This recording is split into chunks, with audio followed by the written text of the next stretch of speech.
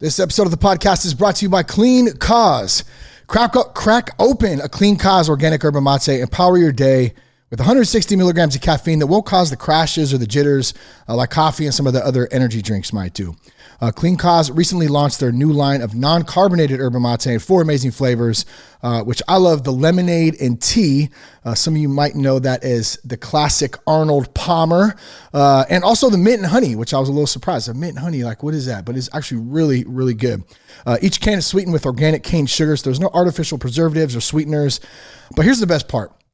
And this is not just because Clean Cause has great drinks, but here's one of the biggest reasons why we partner with these guys. Every sip makes a difference in the fight against addiction. Clean Cause donates 50% of their net profits to support individuals in recovery from drug and alcohol addiction. So head on over to cleancause.com. Take advantage of this limited time offer for Sober Guy listeners. Clean Cause is giving all Sober Guy listeners 20% off your subscription for life. Yes, that is for life with promo code SOBER. So grab a boost, live better, transform lives. Go to cleancause.com, enter the promo code SOBER, and at checkout, save 20% off your subscription for life. That Sober Guy podcast contains adult content, merciless truth, and emotional nudity. Listener discretion is advised. I'm Shane Ramer. You're listening to That Sober Guy podcast, and we help people stay sober. If it's your first time listening, welcome. I'm so glad that you're here today.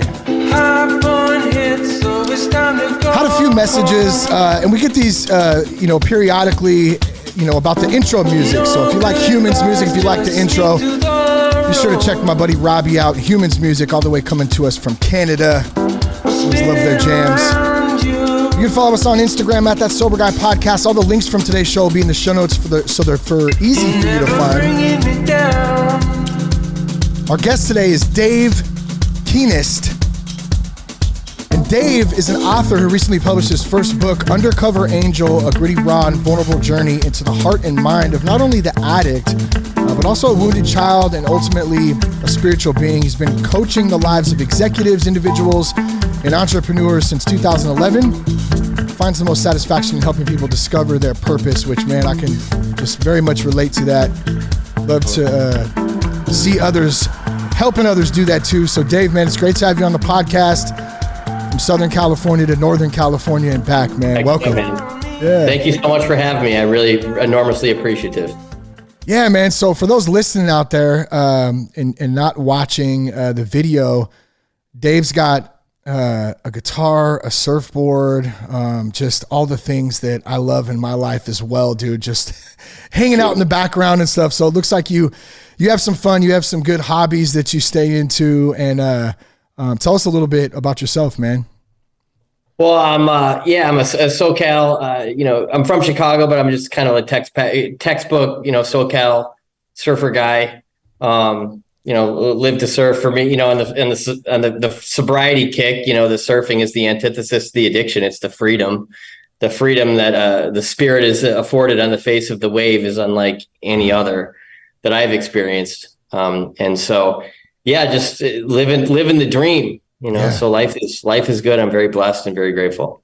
Oh, good stuff, man. I did every board sport growing up except surfing. Being a NorCal guy, it's a little bit different up here, and I finally got an opportunity to attempt and try surfing at 38, or 39 maybe, so like 3-4 years ago. And man, that is the hardest sport I've ever tried in my life, and it was so dang fun. And to your point of just like, I'm not a great surfer at all, but just sitting out in the ocean and being like at peace, and there's a little bit of anxiety there at the same time that creates this like ability to feel alive like I never felt before. And man, it's the greatest feeling. And I don't know, do you have any thoughts on that, or can you relate to that, or what do you think? I think the stoke itself is maximum consciousness, and it becomes the thing that one lives in pursuit of, so the stoke. I'm from Chicago. I actually started surfing Lake Michigan. I surfed Lake Michigan in the winter times for 9 years. Dang. And it was the stoke was still available, and then the pursuit of that experience, it brought me out here. So I mean, surf, there's just something I done every board sport too, but surfing, I started surfing at 33 years old, and it was the most foreign. I don't think I've ever experienced a more foreign vessel beneath me than the surfboard. Oh, it's so rad, man. I love it. Yeah. So give us a little background about yourself. Like where you're from Chicago, down in SoCal, obviously now. What did life look like for you growing up? And how did you kind of find your way into addiction and having some troubles in life? Yeah, man. I grew up in a big house in a beautiful town called Glen Ellen, Illinois. In retrospect, there was a lot of dysfunction going on there, but at the time, seemingly it was as perfect as could be.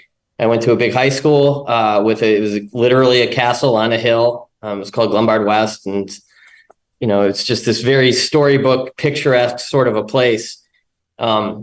But I had a lot of woundedness. I had a lot of trauma. I didn't know I had the woundedness. I was so traumatized, I didn't realize I was traumatized. I was so wounded, I didn't realize I was so wounded. I was so fearful, I didn't realize that I was fearful.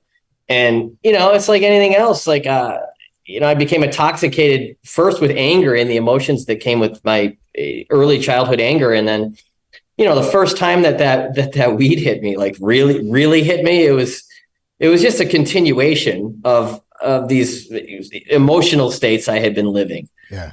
I had been experiencing for so long. So it was just a very natural, it was almost like the anger was almost like the gateway drug, not the weed. But then the weed led at the time, this is in the 90s, the weed led to LSD and, the whole Grateful Dead phenomenon and what was happening there. And, the original, the Jerry era. And that was its own thing. And it took me on an interesting voyage, to say the least. Yeah.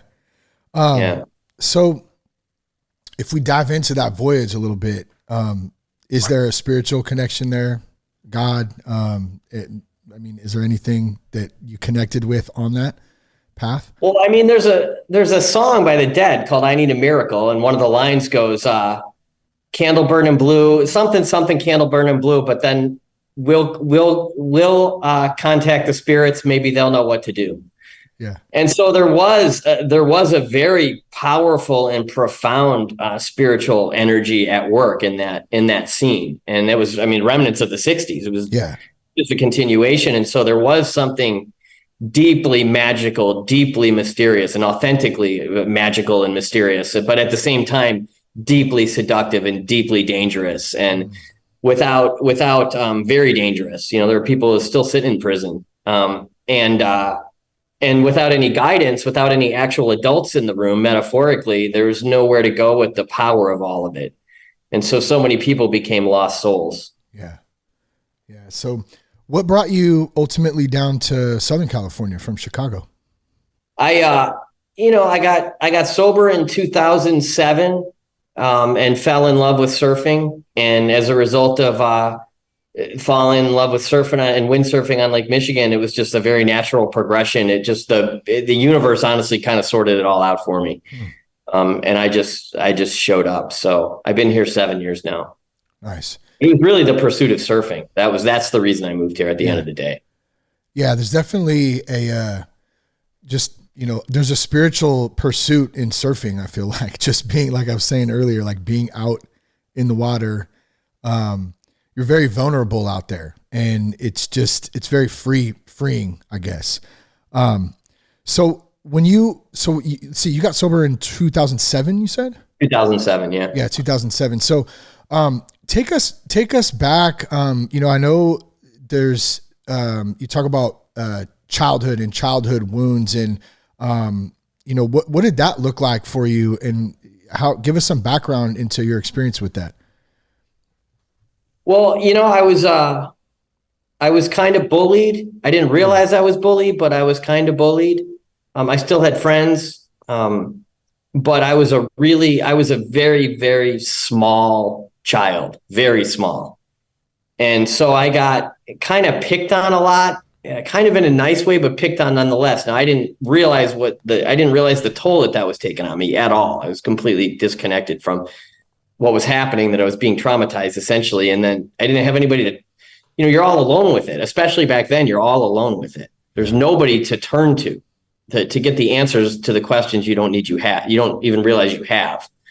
And they're big, profound, spiritual life sorts of questions. And so it just, again, the drugs came along and they were just the escape from it all, and then the alcohol and then eventually the heroin, that's like the ultimate escape. That's like the ultimate numbing agent. I mean, it truly makes it so that you don't feel. Yeah. Yeah. I always say, definitely have a problem and had an issue with alcohol and drugs, but it was more or less a problem with not wanting to feel, and that's what those tools, drugs, alcohol, even other things, shopping, money, and go down the list of things, food, can help, fulfill a lot of those feelings to numb out. What was it in 2007 or shortly before that ended up leading you to get sober and cut that out? I was on felony probation in Cook County in Chicago. So I had been caught for a felony. I also had a second DUI. But beyond all that, I was just a shadow. I was just a fraction of I was just a shell. I was just a ghost. There was like nothing going on. And my spirit had just been annihilated. There was nothing left of my life. And I had been to rehab once in 2006. And something about the day, June 6, 2007, my mother asked me, would you like to try that treatment center? I got onto a waiting list at this treatment center that this therapist got me onto, like a government treatment center, and a long-term treatment center, which was my probation was dictating that was part of it. I didn't even realize it at the time though, because I was so fucked up. But yeah, there was something about the way she said, you want to call that treatment center. And for whatever reason, I kind of weighed every option that I had in like a split second. And I said, okay. And that was it. I checked into detox, this just brutal cold turkey detox on the far north side of Chicago. It was the most disgusting place. It was hot. It was the peak of summer. I mean, it was brutal. It was brutal. And something inside of me just clicked. I just decided I'm doing this. I curled up in the fetal position and I just everything that you imagine it's kind of like, it's not as extreme as like the Basketball Diaries makes it out to be, but it's pretty freaking gnarly. Yeah. But it was just the power of that decision alone is what propelled me, just having made that decision. That's why you can recover. It doesn't matter. You can recover. You can do it. And so, but you have to make that very, very deep decision from the deepest part of you. Yeah. And I love that point because I just had a talk with an old friend of mine today about a family member of his who needs some help and he was looking for some treatment options and kind of what to do, where to go. And that's kind of the first thing I talked to him about a little bit is like, look, like we can have all the resources in the world, but if the person isn't ready or they don't want the help, then they're all irrelevant. Like it doesn't really mean anything, unfortunately. And it's a really tough spot to be in, especially when it's somebody that you love or care about. And so like I told him, I was like, you got to try to love him where he's at and we'll do the best we can. And when he's ready, hopefully he dives in. And it sounds like that's kind of where you were at too. Like I would equate it to maybe like poker, like pushing your chips all in. Like I'm all in right now and I'm ready. Did you feel any inclination of like, there was a bigger purpose for your life? Like when you did that?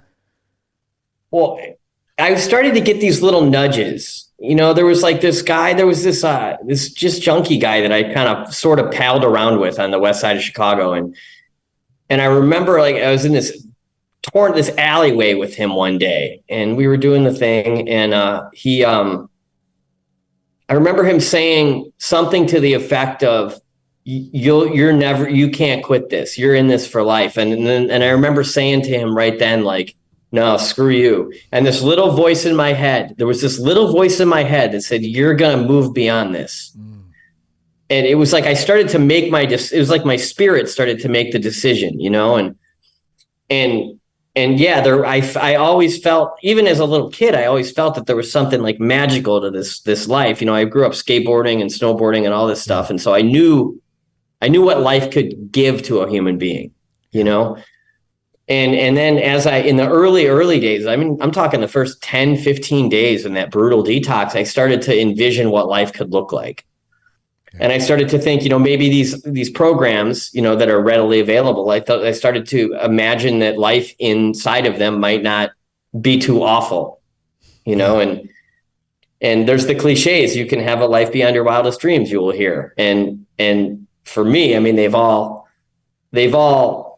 happened. My life is something if you'd have explained it to me then, there's no way I couldn't even have dreamed this life up. Yeah.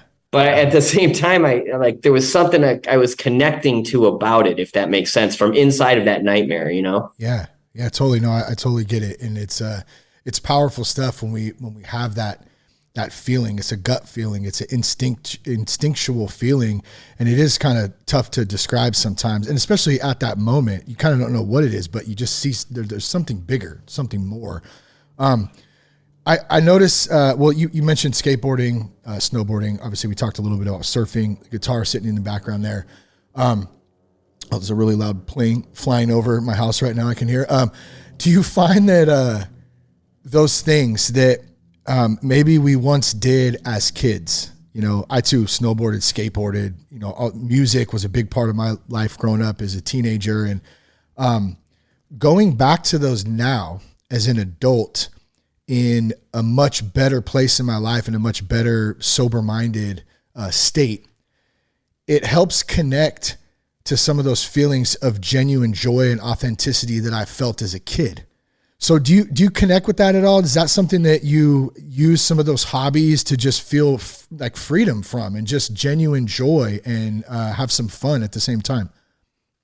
Well, yeah. I mean, I find freedom, or surfing rather, it's just high tech play. That's all it is. Yeah. I mean, a surf spot is a playground. Yeah. And you've got your certain rulers of the playground, and you've got to earn your respect at that playground. And then you could get really used to one playground, and then you go to another playground, another spot. And it's like going into a new school because they've got their little thing. And so there is this beautiful childish aspect to it all. Yeah. The little rivalries and the occasionally, fisticuffs and the argument, it's all happening inside of this playful context, Yeah. It's the most amazing. I mean, a good day out there. It's you are a little kid. Yeah. When you get a good day, not every day is a good day, but when you get a good day, you are a little kid. It's the same thing. And what's great about that, to that point, is that you keep showing up. And that's three of my favorite words, just show up. So maybe you don't have a good day, whether it's trying to stay sober and just live in the grind, the daily life, or you're out surfing and it's an off day, but you go back the next day and you show up and you continue on, because you're going to have those ups and downs. And that's part of the ride. We got to learn to enjoy that, I guess.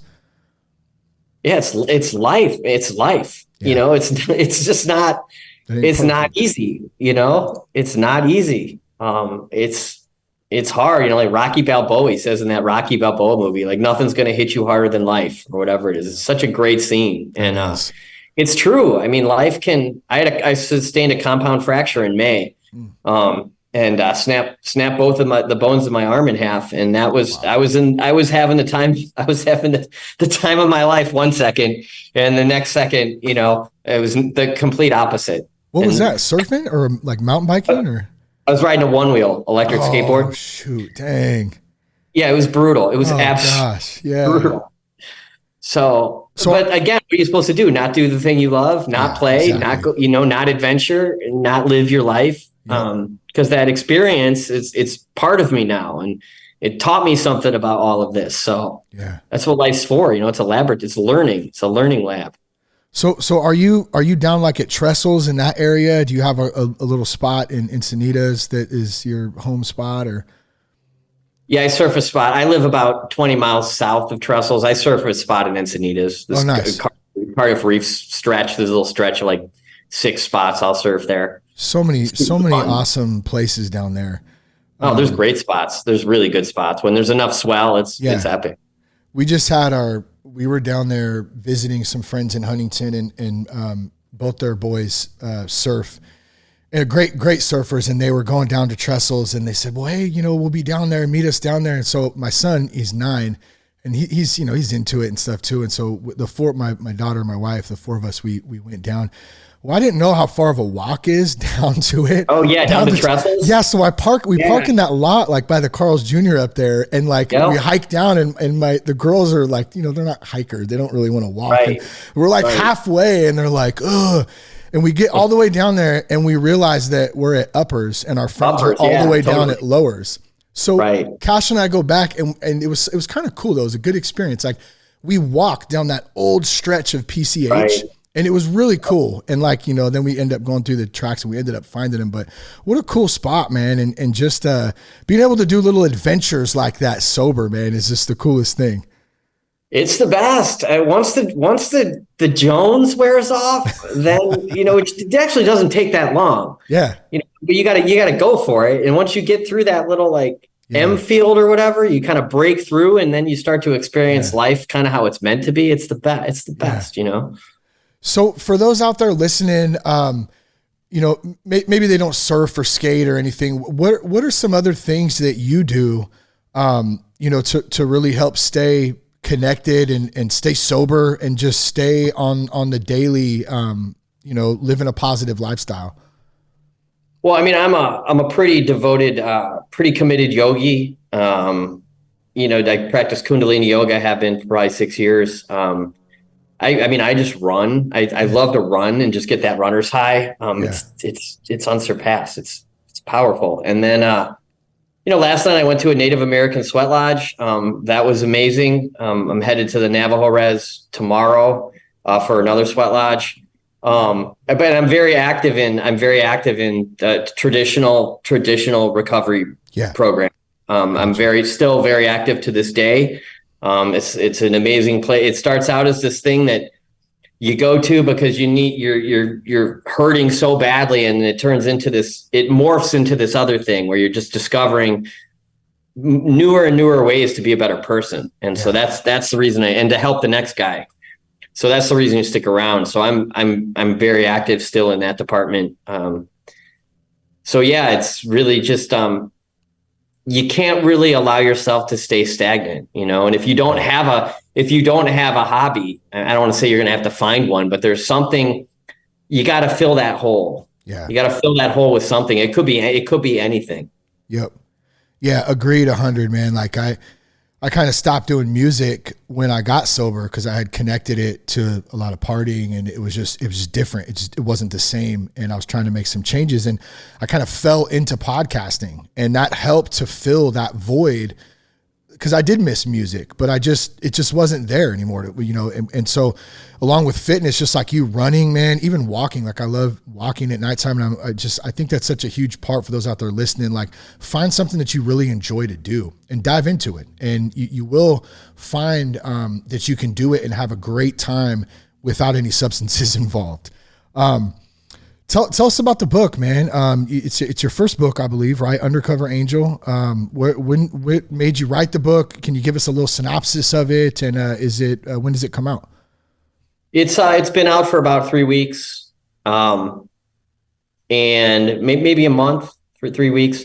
I've been working on it. I mean, I've spent a lot of time on it, probably 10 years. I got really serious about it the last 18 months though. And so it's divided into 5 sections.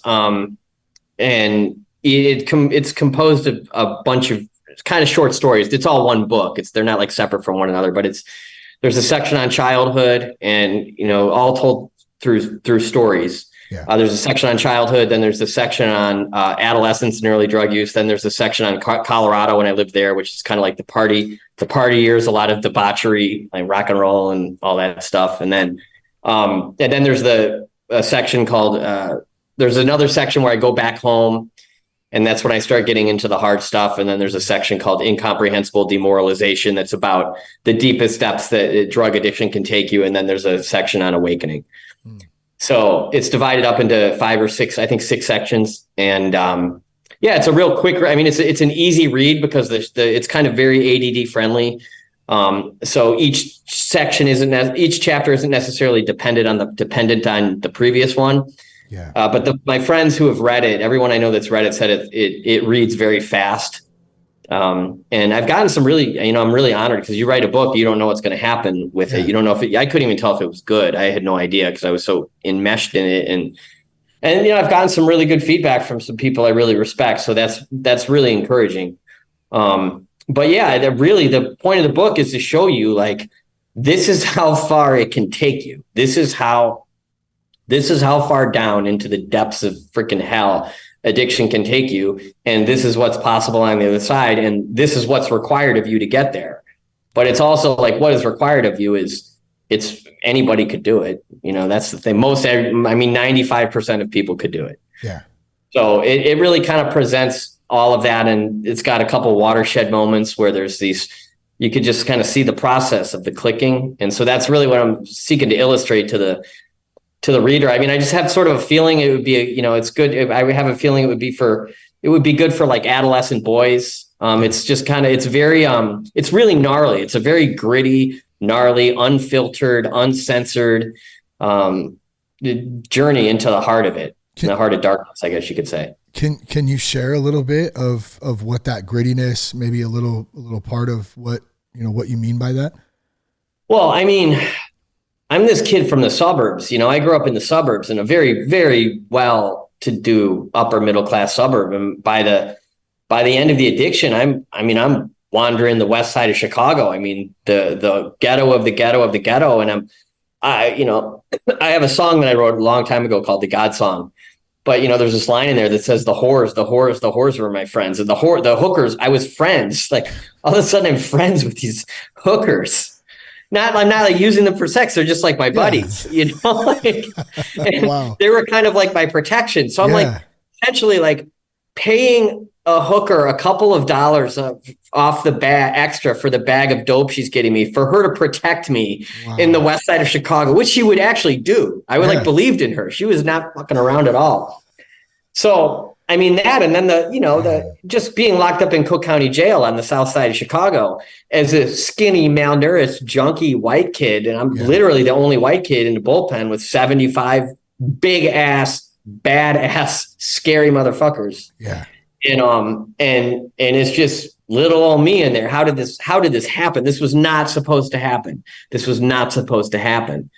And then it just goes further and further. And, the crux of it is the crux of it. I mean, the crux of dope is, it's every junkie truly is a setting sun, and so I do my best to illustrate the agony of that, but also the beginning, like the honeymoon stage with it.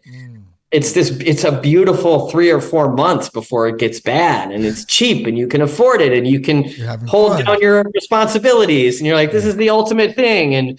And then it very rapidly, it just turns on you and almost instantaneously, but the beginning of the book, I'm waking up out of a blackout in Japan. I very little recollection how I got there, pieced it all together quite rapidly. But, so that's what drugs and alcohol will do.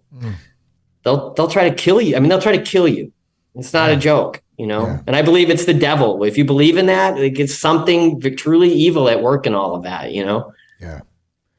Yeah. I definitely agree on that. Alcohol, drugs, those substances, they definitely kill our spirit and they definitely block us from what our true purpose is here in this world, in this existence. And I think there's a lot of people that could feel that. They just don't know what it is sometimes. I mean, I don't even know I know the full scope of it. I feel it though. And it definitely drove me to kick my own stuff out and make some changes. Cause it is powerful.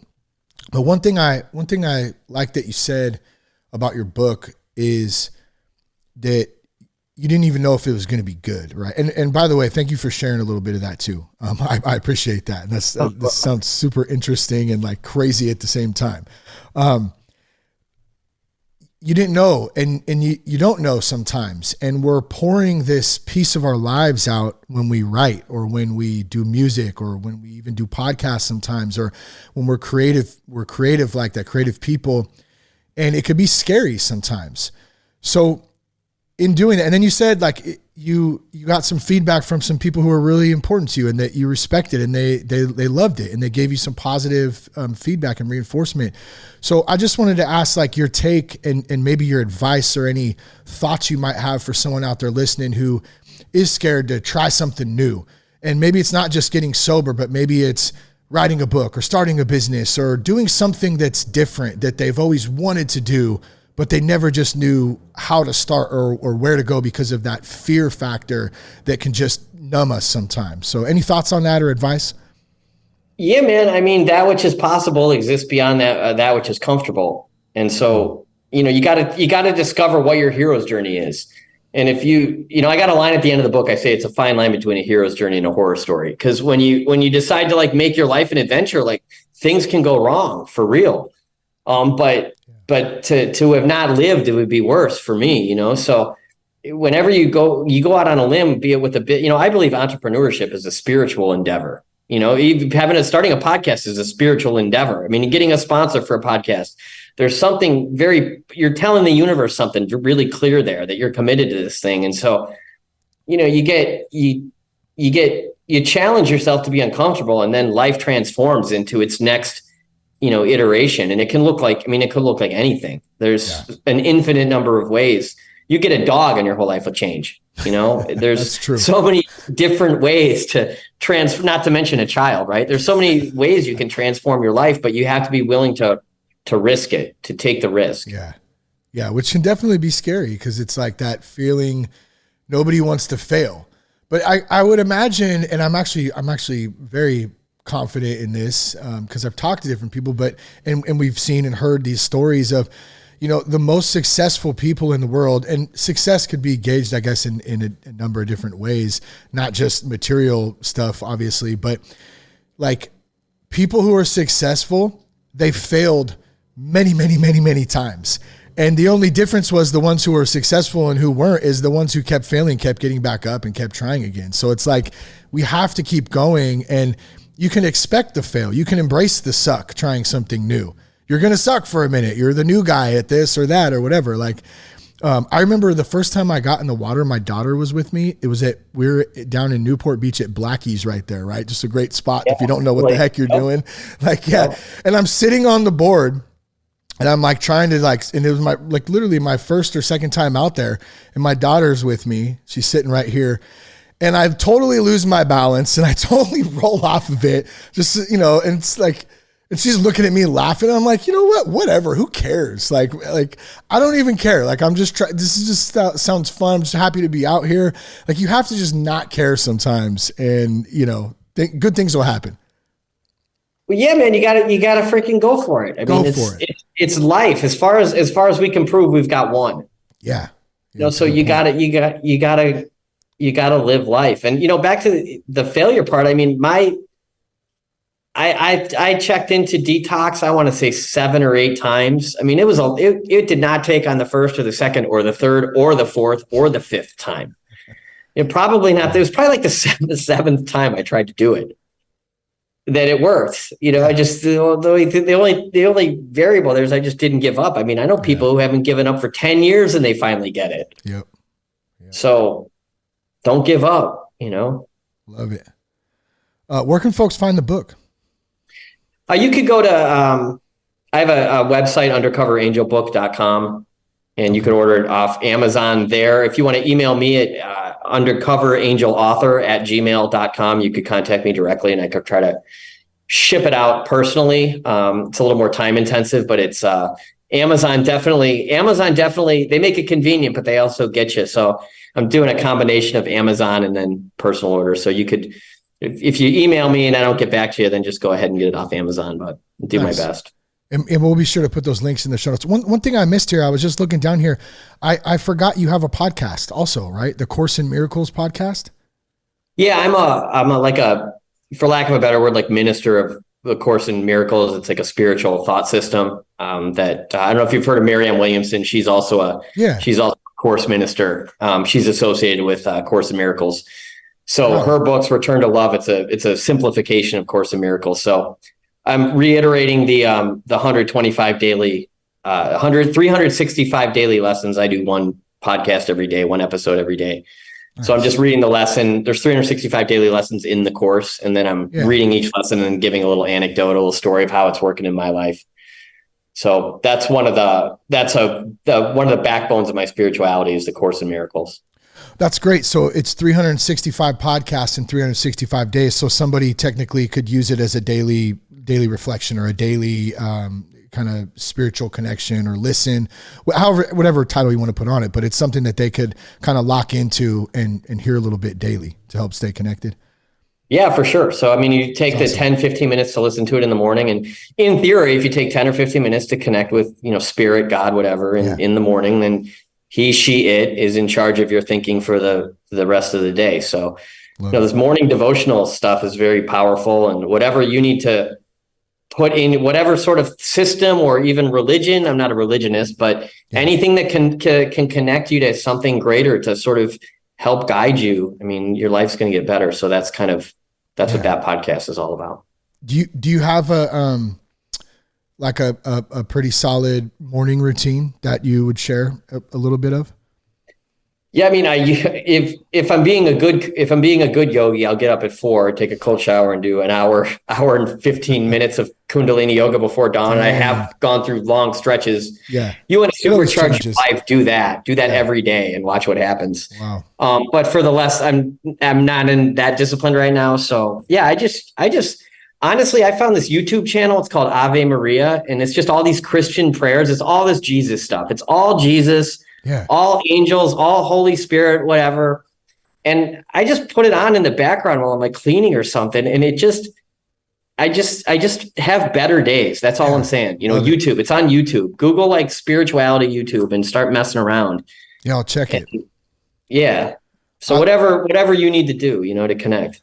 I love, you said you're not a religious dude, and it's funny, man, because like, I love Jesus, dude. I follow Jesus, but I'm not a religious guy either. Like I feel like there's so many people who have had bad experiences, maybe as kids, maybe in the church, maybe even as adults, with religion. And to me, religion is more about, what's the word I'm looking for? I don't know. I guess I didn't want to say control, but it's ritualistic. That's the word I was looking for, versus a relationship with something higher, a relationship with God, a relationship with Jesus. And I always try to talk about that a little bit, because I want people to know that there is a huge difference in that, man. There's a huge difference. Like, you can connect to something spiritually, personally. You don't need a priest or a pastor to tell you that you can do that or allow you to do that. We have the power within us to connect and do that on its own. So I don't mean to get on a soapbox or whatever, but I love that you pointed that out too, about the religion part. No, I mean, I agree with you wholeheartedly. I mean, the energy of Jesus, his everything has been sort of presenting itself into my life recently. And who am I to shove it away? Yeah. And it's the spiritual personal relationship. It has nothing to do with needing to do a bunch of things that people say I need to do in order to have him love me. I just don't think that's how it works. Yeah. And it's not to discredit it all either, but yeah, I find that at the end of the day, this whole addiction thing, it was in me forming a personal relationship with a higher power of my understanding that has provided, long-term sobriety now, 16, going on 17 years. Oh, that's great. It's because of conscious contact with a higher power that I choose to call God. It's very simple. It's one word, 3 letters, 1 syllable. Yeah. Good stuff, man. I really enjoyed this chat today. It was great to meet you, man. Anything before we wrap up for anyone listening who's struggling or they just don't know what to do? Any tips or advice you might have for them? I mean, if I can do it, anybody can do it. It's the power of the decision alone. Praying to something blindly you don't believe in will get you somewhere. And I mean, my story, I've been as far down as a human being could go without dying or ending up in prison for life. Yeah. And I have a life beyond my wildest dreams. So don't give up, don't give up. Reach out. The resources are readily available. And they're inexpensive. If you subscribe to the way I do it, it's free technically. So the people that want to help you are out there. You just got to find them and become willing. So don't give up. You can do this. I believe in you. I love it, man. Thank you. If folks want to reach out to you, where's the best place to do that? one more time. You can find me on Facebook. You can follow me Dave_Kehnast_author on Instagram. You could email me at undercoverangelauthor@gmail.com, and that's about it. Awesome, man. We'll put all those links in the show notes. Thanks again for coming on the podcast today, Dave, man. Thank you so much for having me. It's really, really an honor. I appreciate you. Thanks. I hope something spoke to you today. You can share the podcast with a friend. I would love if you did that. Connect with us on Instagram at That Sober Guy Podcast. Peace, love, and respect. Keep your blood clean.